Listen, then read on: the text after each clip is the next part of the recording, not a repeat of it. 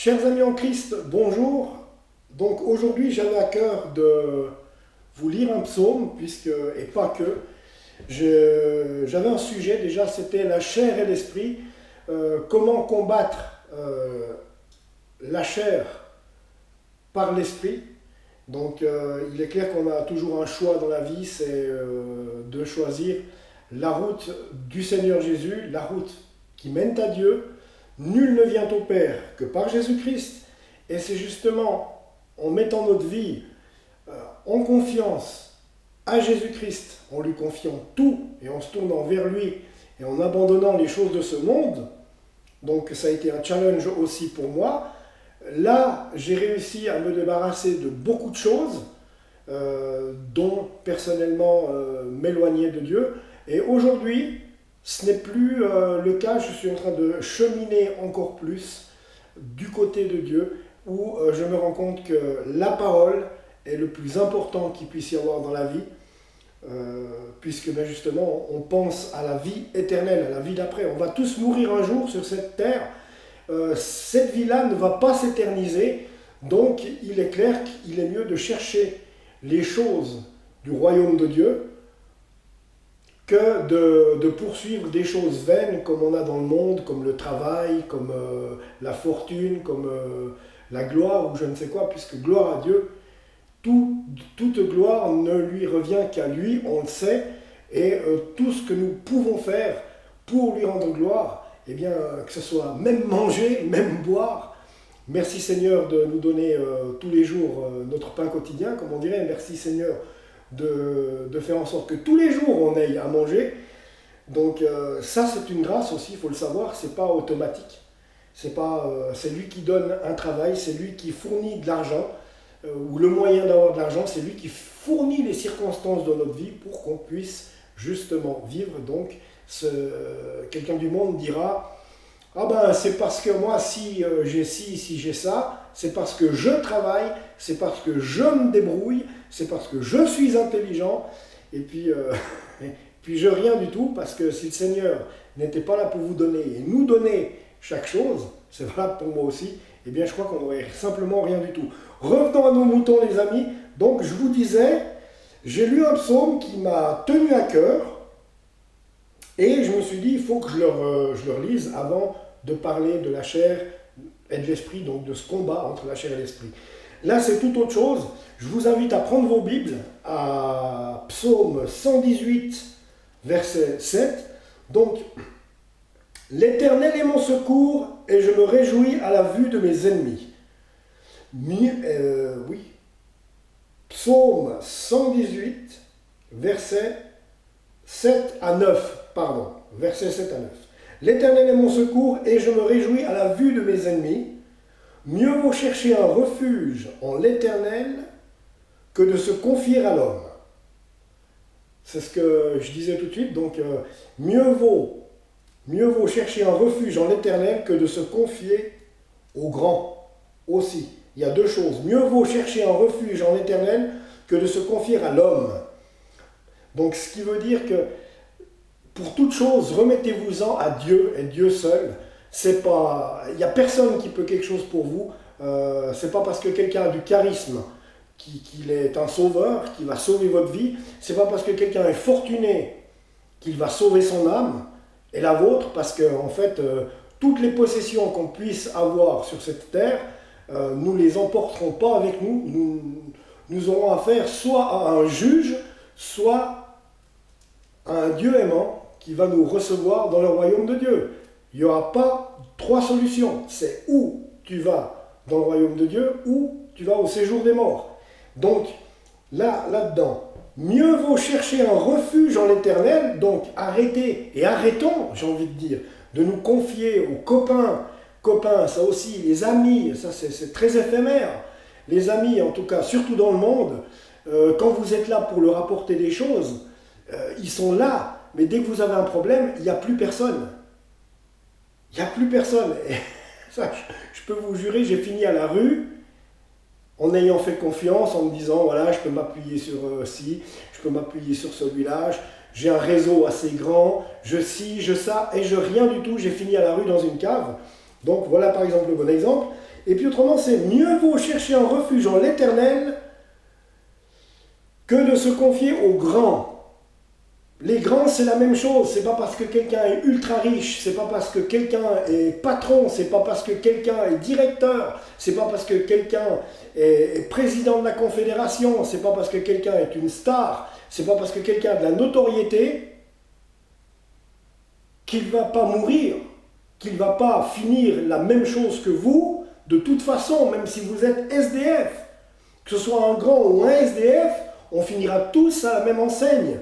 Donc là aussi, et les grands souvent ne voient que la fortune qu'ils ont, leur statut social, et se disent « Ah, je suis grand, je suis fort, je suis le meilleur ». Ben oui, dans le monde, au milieu des gens, au milieu des Pékins, oui, c'est vrai. Au milieu du peuple, oui, c'est vrai. Mais quand cette personne va mourir, elle ira expliquer au Seigneur Jésus « Oh, mais moi, je suis directeur de ci, moi, je suis armateur de ça, moi, je suis président de ci. » Il n'en a rien à faire. Seule la foi que vous aurez donnée en lui comptera. Si vous vous êtes tourné vers lui, que vous aurez donné votre vie à 100%, comme il est écrit aussi dans la parole, quand le Seigneur Jésus dit « Prends ta croix et suis-moi », celui qui n'aura pas pris sa croix n'aura aucune chance. Celui qui n'aura pas pris sa croix et suivi le Seigneur Jésus n'aura aucune chance de pouvoir obtenir le royaume des cieux. Il faut absolument qu'on lui donne notre vie à 100%. C'est ce que je m'évertue moi à faire. Je comprends les choses jour après jour, mais ce n'est pas moi qui les comprends. C'est le Seigneur Jésus déjà qui m'a choisi, comme vous, et qui me fait comprendre qu'il y a beaucoup de choses dans ma vie qu'il faut que j'enlève, et j'ai beaucoup enlevé. Au jour d'aujourd'hui, je me suis séparé de toute autre, qu'est-ce que je vais dire, autre chose du monde, par exemple comme faire des spectacles, comme mettre mon cœur dans ma carrière d'humoriste, comme mettre mon cœur dans plein d'autres choses, du football que j'aimais bien et que j'ai pratiqué aussi. Tout ça, j'ai mis de côté parce que le Seigneur vous fait comprendre à un moment donné. Ça vient tout seul puisque le Seigneur travaille en vous. Et vous, il vous parle tellement qu'à un moment donné, vous vous dites, vous ressentez un dégoût pour ces choses. Automatique. Et puis, puis vous sentez que c'est plus ça. Et que vous voulez suivre la parole du Seigneur Jésus. Parce que c'est vrai qu'on arrive quand même à un certain âge, il faut quand même se poser des questions, on ne sera pas immortel. Donc c'est vrai que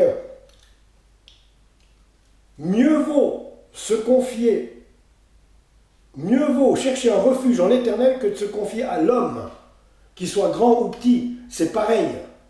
C'est exactement idem. Donc il faut vraiment confier vos vies au Seigneur Jésus. Le Seigneur Jésus est descendu sur terre il y a 2000 ans pour se faire crucifier, pour sauver sa création, c'est-à-dire nous, pour qu'on ait la vie éternelle. Il s'est fait crucifier à notre place, nous qui ne méritons rien. Il s'est fait crucifier, lui qui était pur, qui était saint. Il savait que c'était le seul moyen de nous sauver, c'était de se faire crucifier par ces fous, et de son sang, il a lavé nos péchés. De son sang, il a lavé nos péchés. C'est l'inestimable cadeau insondable qu'on ne comprend pas, un amour inconditionnel, insondable qu'on ne comprend pas, que le Seigneur a fait envers toi, envers moi. Il a donné sa vie pour que nous soyons sauvés. Simplement après, il faut le reconnaître en tant que Seigneur et Sauveur de nos vies. Et quand on le reconnaît en tant que Seigneur et Sauveur de nos vies, à ce moment-là, vous aurez votre nom écrit, et nous aurons notre nom écrit, et à cette condition-là, dans le livre de vie, tenu par Dieu lui-même, et qui nous donnera l'accès à la vie éternelle. Il n'y a que cette solution-là. Le reconnaître comme, déjà, se repentir de nos péchés, et deux, le reconnaître comme Seigneur et Sauveur personnel de nos vies. Demandez au Seigneur Jésus, dites-lui que vous voulez une relation avec lui, une relation où vous lui parlez chaque jour, où vous lisez chaque jour la parole. Il attend que ça quand il dit « Je suis à la porte et je frappe ». Et celui qui ouvrira, je souperai avec lui et lui avec moi. C'est pas merveilleux? Nous qui ne méritons rien, mais strictement rien, donc c'est merveilleux. C'est la raison pour laquelle confiez-vous en l'Éternel. C'est écrit ici, à Psaume 118, au verset 8. Mieux vaut chercher un refuge en l'Éternel que de se confier à l'homme. Verset 9. Mieux vaut chercher un refuge en l'Éternel que de se confier aux grands. Il n'y a pas de grands, il y a des grands dans notre société de fous. Mais il n'y a strictement aucun grand devant l'Éternel. Nous sommes petits. Même si nous avons une grande valeur pour lui, nous sommes petits. Et c'est ça qu'il faut aussi reconnaître. Donc je trouvais essentiel aujourd'hui de vous lire ce psaume et de vous expliquer ce que j'en ressentais, parce que je pense que ça peut faire une bonne piqûre de rappel pour les chrétiens, puis pour ceux qui sont non-croyants et qui tomberaient par hasard sur cette vidéo. Ne m'écoutez pas moi, on s'en fiche de moi. C'est la parole de Dieu qui est importante. Moi, je ne fais que de parler, je ne fais que de lire.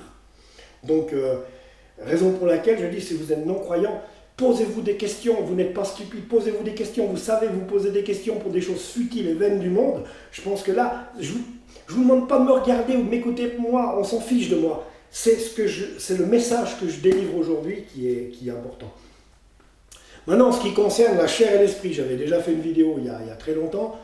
Maintenant, je pense que bon, j'ai quand même regardé un petit peu plus approfondément les choses. Donc, moi là, je vous invite à prendre vos Bibles à, qu'est-ce qu'on a dit?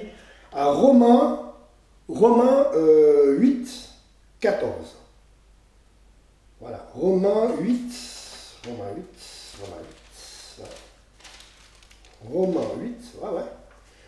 c'est ça. Romains 8 à 14. Alors, Romains 8, verset 14. Alors, car tous ceux qui sont conduits par l'Esprit de Dieu sont fils de Dieu. Car tous ceux qui sont conduits par l'Esprit de Dieu, donc qui donnent leur vie au Seigneur et qui marchent avec le Seigneur et qui décident de lire la parole chaque jour et de faire les actions que Dieu veut qu'on fasse, celui qui suit l'Esprit de Dieu, car tous ceux qui sont conduits par l'Esprit de Dieu sont fils de Dieu. Il n'y a que en cette condition-là, de suivre le Seigneur, c'est-à-dire quand on dit il faut tourner complètement notre vie, si on est là, par exemple, tourner sa vie vers Dieu, ça veut dire abandonner les choses du monde, ce qui est difficile à faire. Je sais, moi j'ai eu de la peine à le faire aussi. Là, je suis arrivé avec beaucoup de choses, avec les choses qui me détournaient de Dieu. J'y ai réussi grâce à l'aide de Dieu, justement. J'ai réussi, donc c'est ça, si vous êtes dans cette direction-là, pour que les non-croyants croient, si vous êtes dans cette direction-là, donner sa vie à Dieu, ça veut dire complètement se retourner et se donner au Seigneur, prendre sa croix et le suivre. Prendre sa croix et le suivre, laisser le football derrière, laisser la drague, les discothèques, tous les plaisirs, tous ces plaisirs qui nous éloignent de Dieu. Tout ce qui est, d'ailleurs c'est écrit d'une certaine manière dans la parole, tout ce qui vous détourne de Dieu, abandonnez-le. Si c'est un objet, c'est écrit du style, si quelque chose est sujet de chute, par exemple, c'est écrit, si ton œil est un objet de chute pour toi, arrache-le et lance-le au loin. Si ta main est un objet de chute, si ta main droite est un objet de chute, coupe-la et jette-la au loin. Pourquoi? Parce que il est mieux de rentrer dans le royaume des cieux en étant manchot que d'aller dans la géhenne avec nos deux mains, où il est mieux de rentrer borgne dans le royaume des cieux que d'être avec nos deux yeux et rentrer dans la géhenne. Donc voilà. Donc là, on a dit Romains 8, 14. C'est bien ce que je viens de vous lire tout de suite. Romains 8, 14. Car tous ceux qui sont conduits par l'Esprit de Dieu sont fils de Dieu. Il n'y a pas à rediscuter là-dessus. Ensuite, je vous invite à aller non, c'est toujours à Romains, ouais. Romains 13, 14. Alors, Romains 13, 14. Si vous vivez, Romains 13. Romains 8, versets 13 et 14. Si vous vivez selon la chair, vous mourrez. C'est-à-dire que si l'on suit les désirs de notre cœur et qu'on veut mener notre vie comme on l'entend nous, sans se confier au Seigneur Jésus, sans se confier à Dieu, vous mourrez, nous mourrons. Eh bien moi, toute ma vie, j'ai fait que de faire les choses par moi-même. Et tout ce que j'ai fait par moi-même, je peux vous jurer, ça a foiré, ça m'a mis la tête dans le mur, bam! Et je peux vous dire que ça fait mal. Et heureusement, le Seigneur a réussi à me faire comprendre les choses au dernier moment. Il m'a, je veux dire, récupéré par les cheveux au moment où je me noyais. Et là, j'ai compris. Aujourd'hui, je ne fais rien sans sa parole. Ok. Avant, j'aurais bondi. Là, en ce moment, je suis mal pris avec le monde du travail. Je suis à 2 doigts de perdre mon emploi, ce qui n'est pas grave. Je mets toute ma confiance au Seigneur Jésus parce que c'est lui qui a déjà choisi pour moi quelque chose. C'est lui qui a fait que je sois, par exemple, au chômage. Pour une bonne raison. C'est lui qui me fera soit recouvrer mon emploi, soit en trouver un autre. Mais dans tous les doutes, je reste tranquille, je suis serein parce que j'ai confiance au Seigneur Jésus. Je lui ai donné ma vie, je lui ai dit, c'est ça qu'il faut faire. Je lui ai donné ma vie, je lui ai dit, là Seigneur, il y a un problème avec le travail, tu le résoudras. Et j'en suis persuadé, de n'importe quelle manière qui puisse se passer, j'ai mis ma foi en Dieu. Et c'est cette foi-là, justement, qui va me sauver. Et je le sais, il va bouger pour moi. Il va intercéder pour moi. Et je ne me fais pas de soucis, parce qu'il a un plan pour moi qui est beaucoup plus magnifique que ce que moi je pensais avoir pour moi. Et il en est de même pour vous, les amis. C'est ça. C'est exactement ça. Alors, on disait tout de suite Romains 8, 14. Ensuite, alors 8, 14. Alors, de 8 à 14. Bon, ça y est ou bien? Alors, 11, 8, 8, 14.